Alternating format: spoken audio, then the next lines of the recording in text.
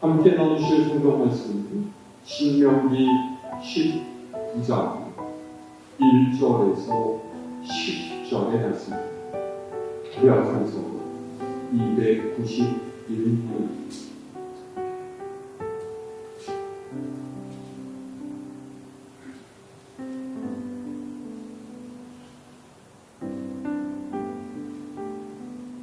신명기 19장 1절에서 10절까지 제가 한 여러분이 한절을 한 절씩 읽습니다.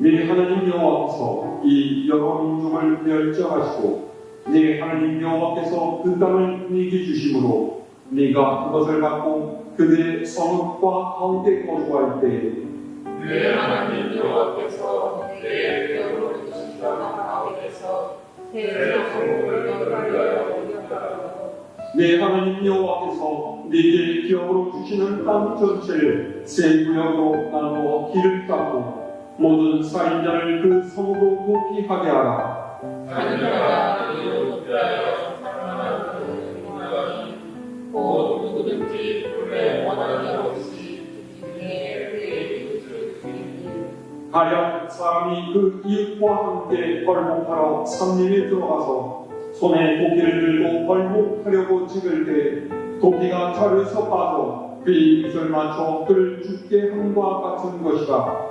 이런 사람은 그 성읍 중 하나로 도피하여 생명을 보존할 것입니다.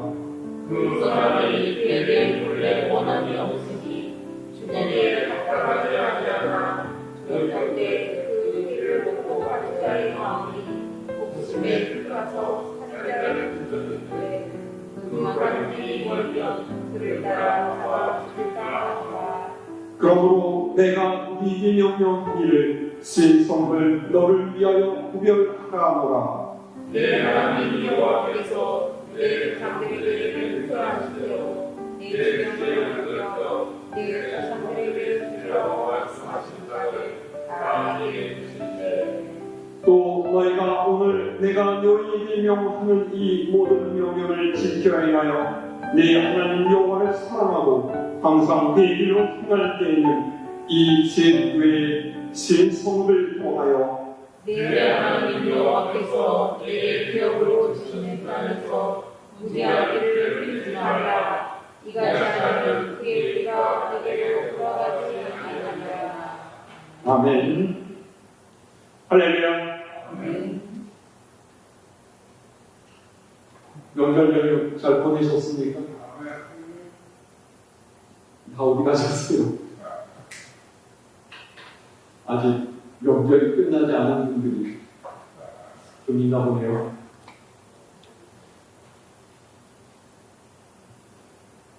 사람이 세상을 살아가면서 기본적으로 느끼는 네 가지 감정을 우리는 신호애라 이렇게 부릅니다.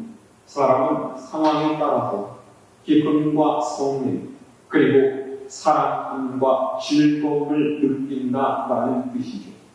이 중에서 오늘 말씀이 관심하고 있는 것은 성낼 노자, 즉 분노의 감정입니다. 분노는 말과 행동이 갑자기 돌발적으로 격렬하게 표현되는 본능적인 감정입니다. 심한 스트레스를 받고 있거나 마음속에 지나치게 화가 쌓여 있습니다. 이것이 감정을 자극하는 어떤 상황에서 폭발하게 되는데 특히 사람이 자라고 성장하는 과정 중에 정신적인 상처를 입는다든지 좋지 않은 기억이 있게 되면 이것을 매기로 분노가 터져 나오는 경우가 종종 있습니다. 이 분노는 어떨 때는 그냥 가슴에 품는 경우도 있고요. 어떨 때는 그냥 냅다 터뜨리는 경우가 있죠. 사람은 때에 따라서 이 두 가지를 적절하게 조절하면서 살아야 합니다. 화가 생겼을 때 그것을 무조건 드러내면 인간관계와 사회생활에 문제가 생기고 그렇다고 해서 그것을 마냥 꾹꾹 눌러 참는 것 또한 정신 건강에 좋지가 않습니다. 그래서 때와 장소에 맞게 자신의 감정을 컨트롤할 수 있는 사람이 성숙한 인격을 가진 사람이다 말할 수 있는 것이죠. 예전에는 감정을 지나치게 억눌러서 생기는 화병을 앓고 계신 분들이 많았는데요. 요즘에는 분노를 다스리지 못해서 다른 사람을 해치고 폭력적인 모습으로 공공의 질서를 위협하는 분노 조절 장애를 가진 이가 많다고 하죠. 뉴스를 보면은 매일같이 등장하는 깜짝 놀랄 만한 사건, 사고는 보통 이런 이들이 일으키는 경우가 많습니다. 그런데 사실 사람의 가슴 속에는 누구나 이런 분노가 잠재되어 있어요.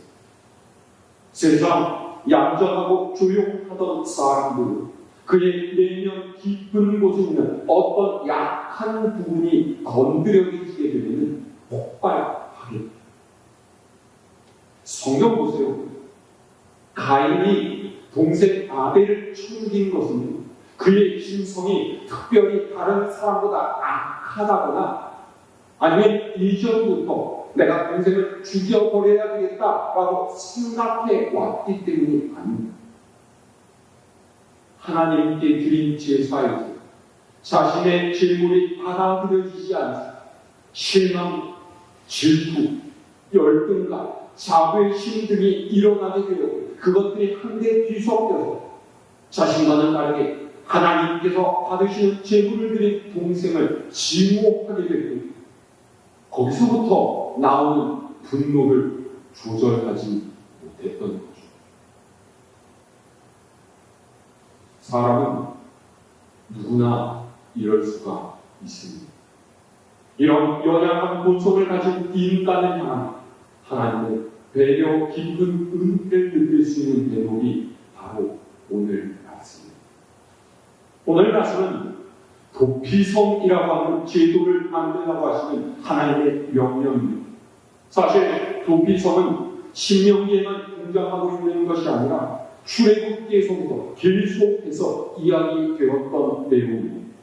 이 도피성을 세우라는 하나님의 명령은 백성의 편의를 위해서 어떤 하나의 제도를 마련하기 위한 것이 아닙니다. 우리는 오늘 말씀을 통해서 하나님의 다스림을 받고 살아가는 이스라엘이라는 나라가 어떤 나라인지, 믿는 사람이 무엇을 기준으로 살아가야 하는지, 믿는 사람이 모이는 곳에서는 어떤 모습이 나타나야 하는지를 배울 수가 있습니다. 자, 오늘 1절의 말씀 다시 함께 읽어볼까요?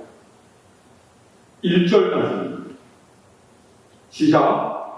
네 하나님 여호와께서 이 여러 민족을 멸절하시고 네 하나님 여호와께서 그 땅을 네게 주심으로 네가 그것을 갖고 그들의 성읍과 가옥에 거주할 때에 아멘.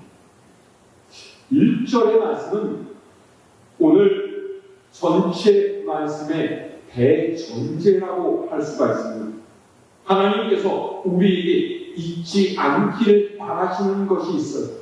그게 뭐냐? 우리가 소유한 것은 모두 하나님께서 주신 것이다 라는 사실입니다. 신명기에서 계속해서 반복되는 표현 중에 하나가 하나님께서 가나안 땅의 여러 민족을 멸하시고 그 땅을 이스라엘에게 주셨다라는 것이죠. 결국 이스라엘이 이방 민족보다 더 낫기 때문에, 강했기 때문에 가나안을 차지할 수 있었던 것이 아니란 이야기입니다. 하나님께서는 우리가 풍요를 누릴 때 이것을 잊지 않고 붙들기를 원하십니다. 이 사실을 잊어버리는 사람은 교만의 늪에 빠지게 됩니다. 제 마음대로 행동하게 됩니다. 그래서 2절에 3절에 네 하나님 여호와께서 이 여러 민족을 멸절하시고 네게 이 땅을 기업으로 주셨다는 사실이 강조가 됩니다.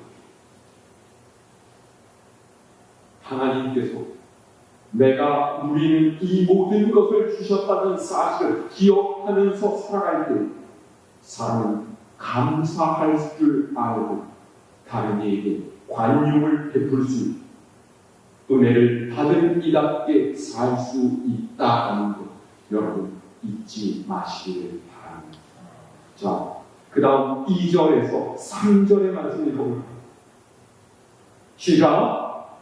내 하나님 여호와께서 네게 기업으로 주신 땅 가운데에서 새 성읍을 너를 위하여 구별하고 네 하나님 여호와께서 네게 기업으로 주시는 땅 전체를 세 구역으로 나눠 길을 닦고 모든 살인자를 그 성읍으로 도피하게 하라. 아멘. 하나님께서 주신 땅 가운데서 세 성읍을 구별해서 살인을 저지른 모든 일을 그리로 피하게 하라 하셨어요. 중요한 것은 2절 중간에 말씀인데 누구를 위해서라고? 너를 위해서. 여기서 너란 누구입니까? 하나님의 말씀을 듣고 있는 모세입니까? 아니요. 이스라엘 백성. 한 사람을 말하는 것 같지만 사실은 백성 전체를 지칭하는 말이죠. 다시 말해서 도피성을 만드는 것은 연약한 본성을 지니고 있는 인간을 위해서라는 것. 이게 무슨 뜻입니까? 도피성이란 한마디로 말해서 우연, 실수로 사람을 죽이게 된 사람을 보호하기 위해서 마련된 장치라고 할 수가 있습니다. 의도하지 않는데 어쩌다가 사람을 죽이게 됐는데 그것 때문에 보복을 당해서 생명을 잃게 되는 일이 없도록 하기 위해서 만들어진 것이다. 이런 말이죠. 이에 대한 설명이 바로 그 아래 4절에서 5절에 들어있습니다. 자, 4절로 5절 말씀 함께 읽을까요? 시작. 살인자가 그리로 도피하여 살만한 경우는 이러하니 곧 누구든지 본래 원한이 없이 부지 중에 그의 이웃을 죽인 일, 가령 사람이 그 이웃과 함께 벌목하러 삼림에 들어가서 손에 도끼를 들고 벌목하려고 찍을 때 도끼가 자루에서 빠져 그의 이웃을 맞춰 그를 죽게 함과 같은 것이라. 이런 사람은 그 성읍 중 하나로 도피하여 생명을 보존할 것입니다. 아멘. 어떤 사람이 나무를 하러 산에 가서 나무를 때리고 도끼를 휘두르다가 그만 도끼날이 자루에서 빠져서 날아가서 그런데 때마침 옆에서 나무를 하던 다른 일을 맞추게 되고 그래서 그가 죽게 됐다. 이런 말이죠. 전혀 악의가 없는데 일어난 사고. 이런 경우를 오늘날 우리 사회에서는 과실치사라고 해서 2년 이하의 금고, 즉 징역형이나 700만 원 이하의 벌금에 처. 그런데 이스라엘 백성이 살던 옛날에는 어땠을까요? 눈에는 눈, 이에는 이라고 해서 목숨의 값은 목숨으로만 치러졌어요. 여러분 생각해보세요. 사람이 어쨌든 죽었습니다. 그러면 그의 가족이나 그와 가까운 지인이 얼마나 마음이 아프고 화가 나겠습니까? 사람이 감정에 휩싸이면 제대로 된 판단을 하지 못하기 마련이죠. 그래서 고의적인 일이 아니라 사고라는 것을 알면서도 살인한 사람을 죽여서 원수를 갚으려고 하는 그런 경우가 생길 수 있다. 자, 6절 말씀 읽어볼까요? 시작. 그 사람이 그에게 본래 원한이 없으니 죽이기에 합당하지 아니하나 두렵건대 그 피를 보복하는 자의 마음이 목수심에 불타서 살인자를 뒤쫓는데 그 가는 길이 멀면 그를 따라 잡아 죽일까 하노라. 아멘. 자, 여기에 하나님께서 도피성을 만드신 이유가 등장하고 있습니다. 하나님께서는 우리가 하나님의 백성이 되었다고 해서 곧바로 거룩하고 성결한 삶을 살게 될 것이라 그렇게 기대하시지는 않았습니다. 사람은 누구나 감정의 육사이고 분노 조절 장애를 일으킬 수가 있죠. 그런데 만약에 살인한 사람을 뒤쫓아가서 피해 복수를 한다면 그 살인한 이의 가족과 친지 가만히 계시니 절대로 그렇지 않겠죠. 어라, 이것 봐라, 의도치 않고 저지른 실수였는데 그걸 또 보복해서 사람을 죽여? 우리도 가만히 있을 수가 없지. 이렇게 되면 복수는 또 복수를 낳게 계속해서 이런 악순환이 거듭될 것이 아니겠습니까? 그래서 이런 인간의 잘못과 죄가 반복되지 않도록 하신 하나님의 처방이 바로 도피성이라는 거예요. 살인한 사람이 보복하려는 사람의 분노가 가라앉을 때까지 몸을 의탁하고 전후 좌우 사정을 살펴서 올바른 판결을 받도록 하려고 만들어진 제도가 도피성이었다 하는 것이죠.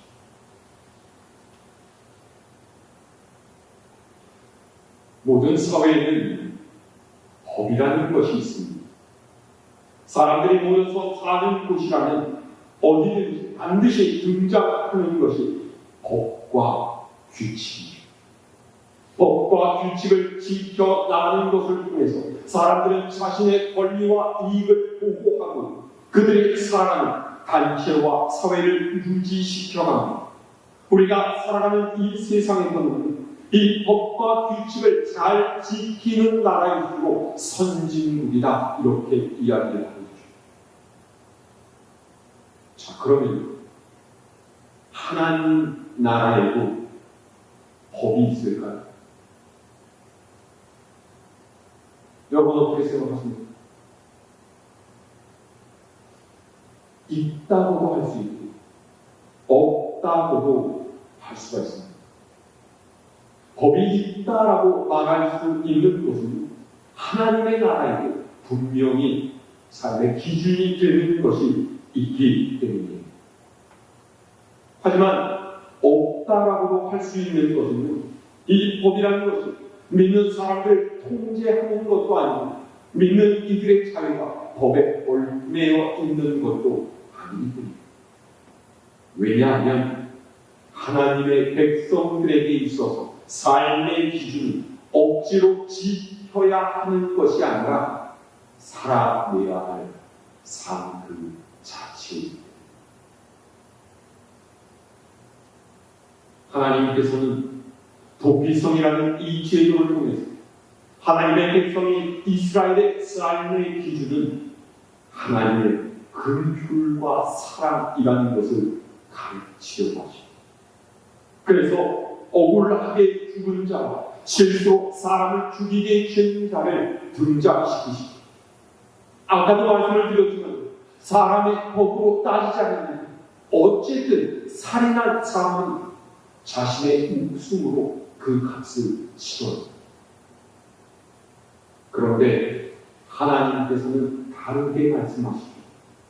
실수로 사람을 죽인 자는 도피성으로 피해서 보복하는 이로부터 목숨을 지킬 수가 있어요. 그곳에서만큼은 보호받을 수가 있다는 것.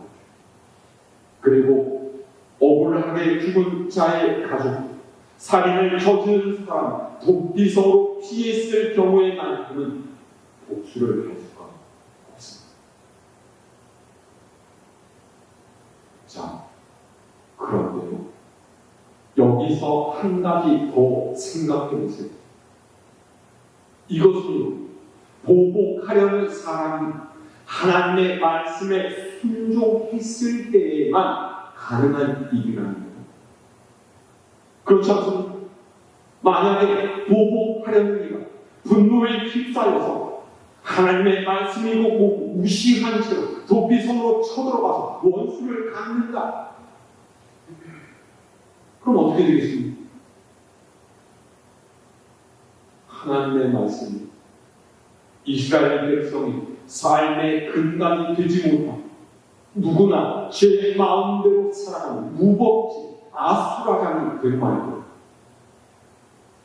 그렇기에 실수로 사람을 죽인 자가 독비성으로 피해서 목숨을 유지할 수 있다라는 이 제도 자체가 시행된다라는 것입니다. 이스라엘 백성, 하나님의 말씀에 순종하며 살아가는 백성이라는 그들의 정체성에 대한 증거가 됩니다.